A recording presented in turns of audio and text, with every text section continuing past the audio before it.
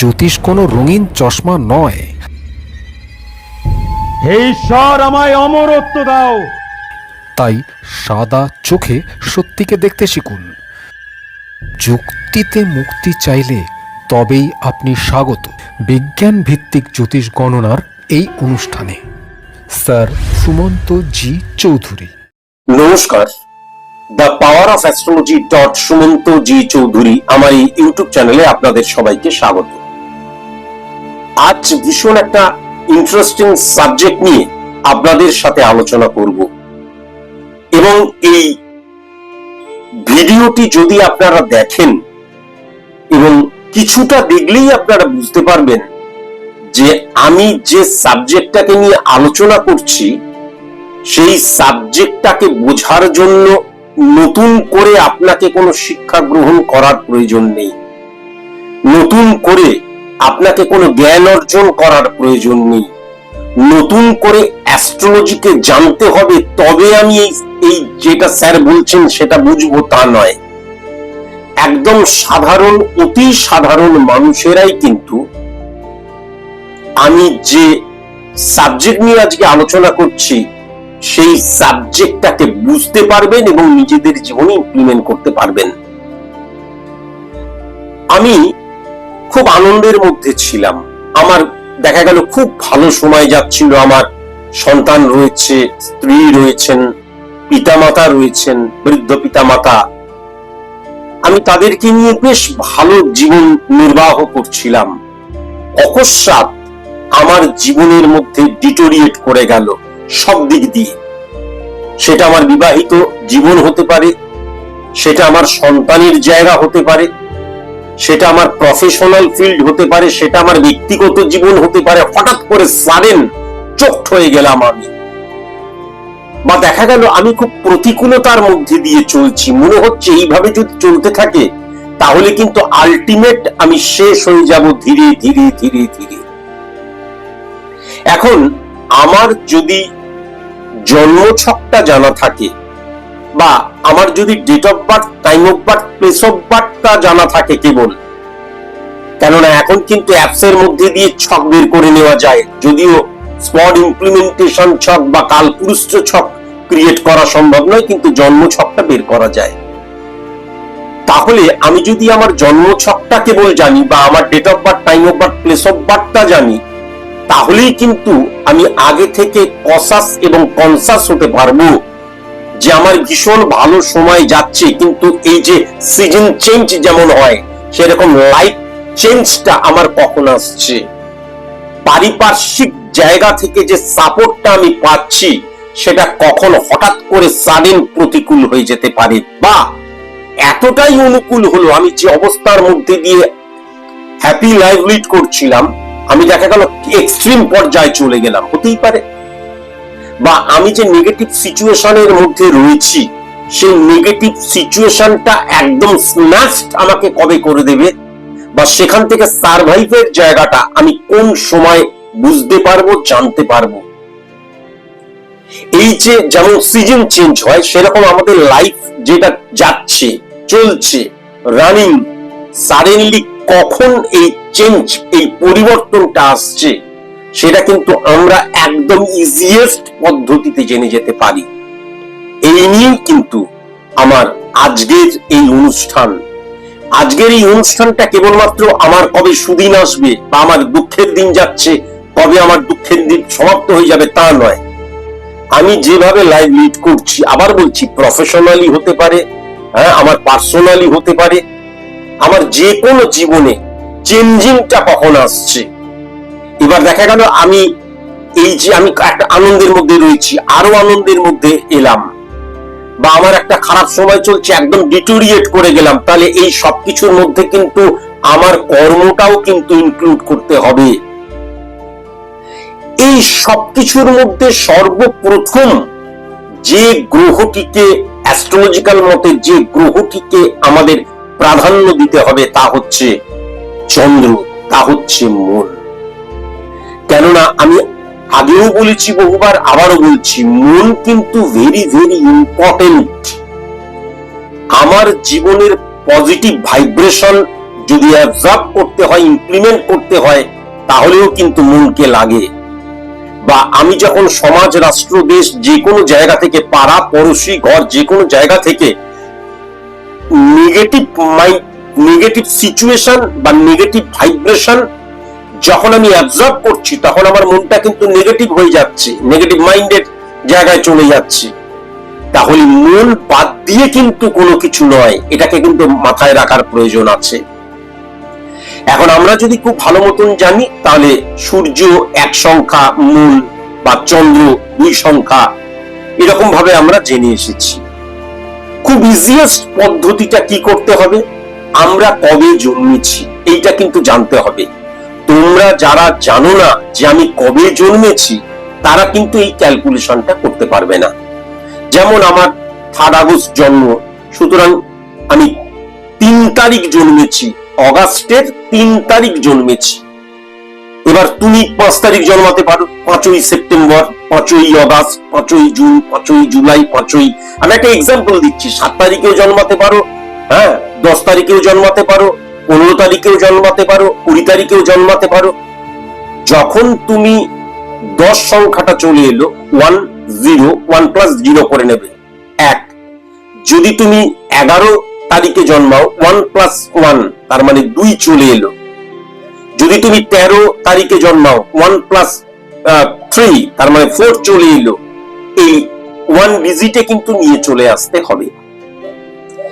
এইবার তুমি যেই তারিখে জন্মাচ্ছ, মানে যেই সংখ্যাটা বেরোলো, সেটা 3 বেরোতে পারে, যদি কোনোভাবে 12 হয় তাহলেও 3 বেরোচ্ছে। যেই সংখ্যাটা বেরোলো সেই সংখ্যার সাথে কিন্তু চন্দ্রকে গুণ করে দিতে হবে। কেমন?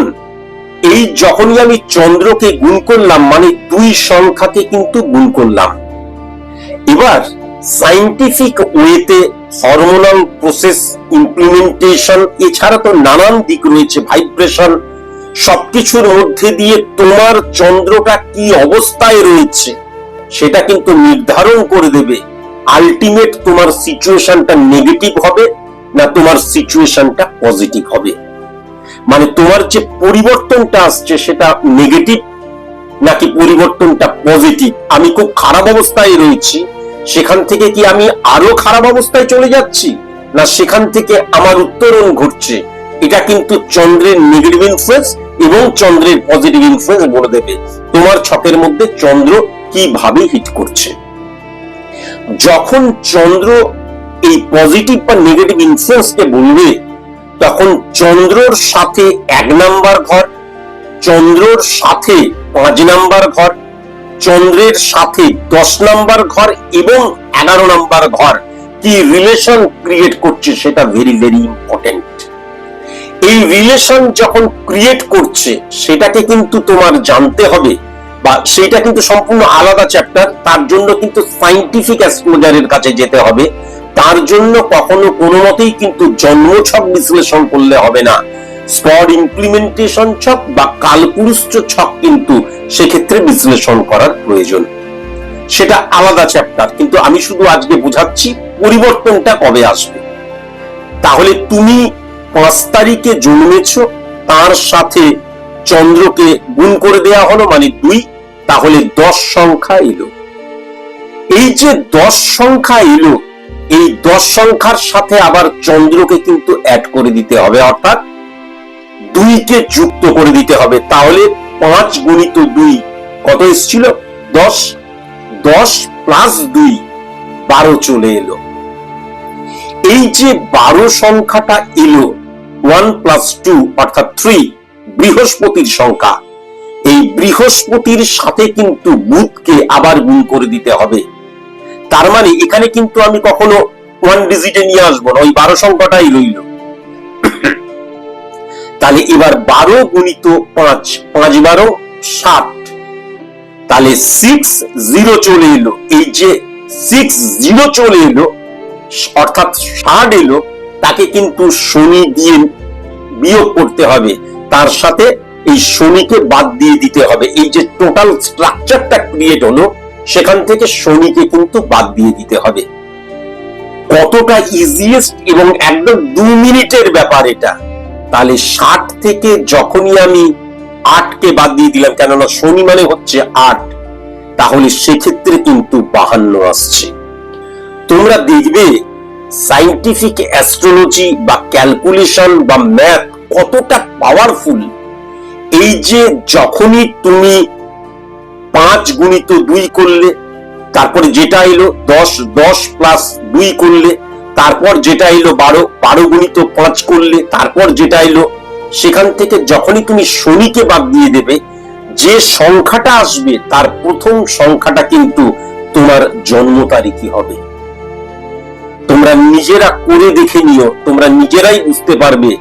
তোমরা যে বলো না যে স্যার আপনি কি ম্যাজিশিয়ান, ম্যাজিক জানেন, না, এগুলো হচ্ছে অঙ্কের ম্যাজিক, এগুলো হচ্ছে সায়েন্সের ম্যাজিক, এগুলো হচ্ছে ক্যালকুলেশনের ম্যাজিক। তাহলে যখনই 10 মাইনাস 8 হলো, অর্থাৎ 52 হলো, তার মানে প্রথম সংখ্যাটা হলো কিন্তু এই যে দুটো সংখ্যা এলো, প্রথম সংখ্যাটা তোমার জন্ম তারিখ।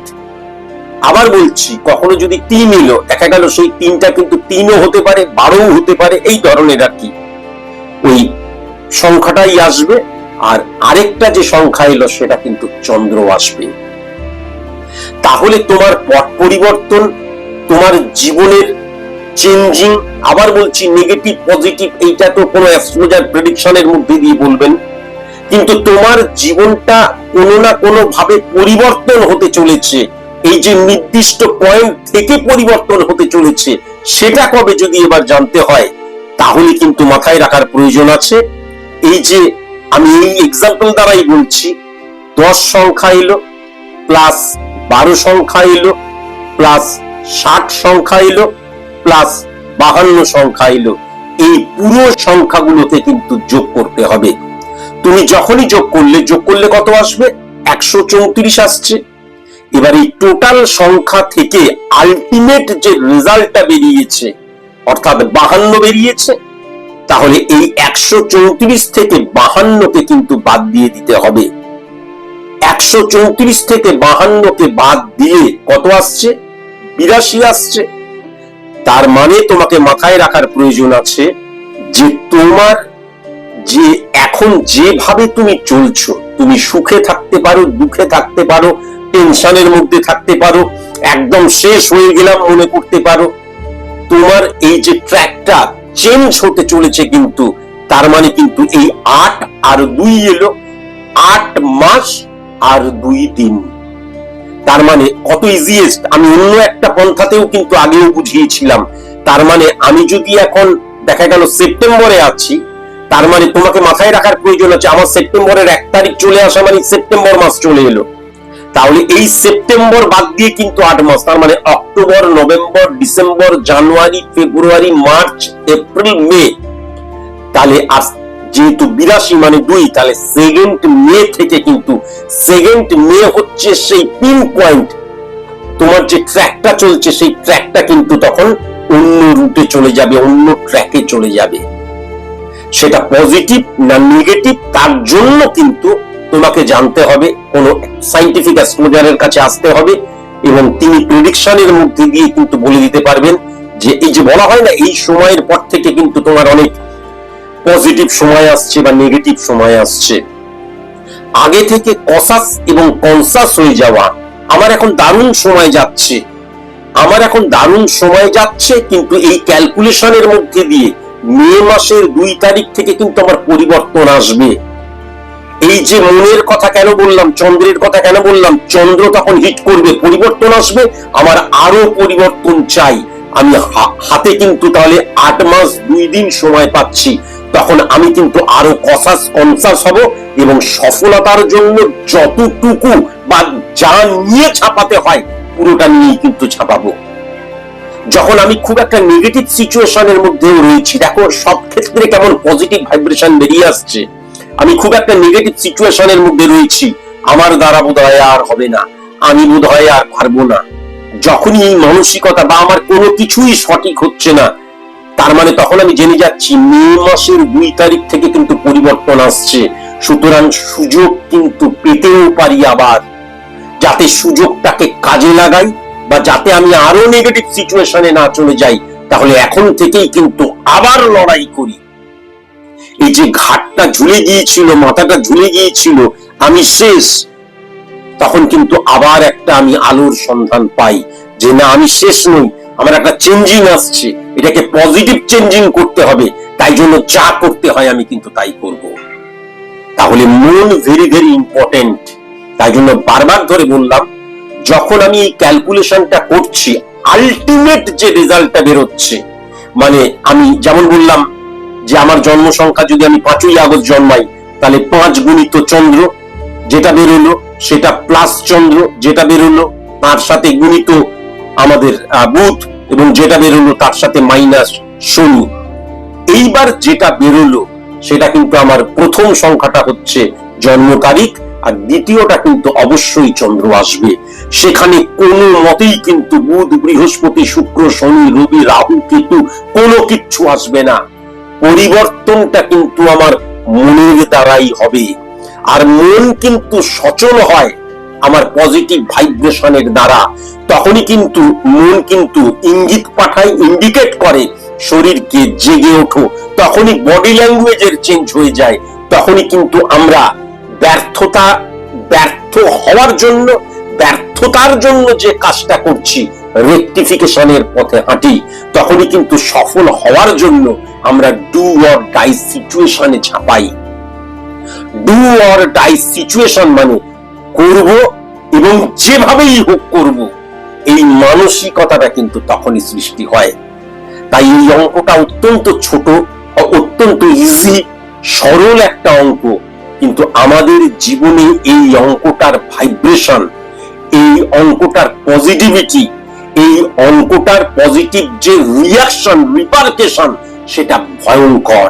এই অঙ্কটাই কিন্তু আমাদেরকে নতুন ভাবে কাজ করতে শেখায়, এবং এই যে কাজটা করতে শেখায় তার মধ্যে পরিপূর্ণভাবে কিন্তু থাকে আমাদের জেতার ইচ্ছে।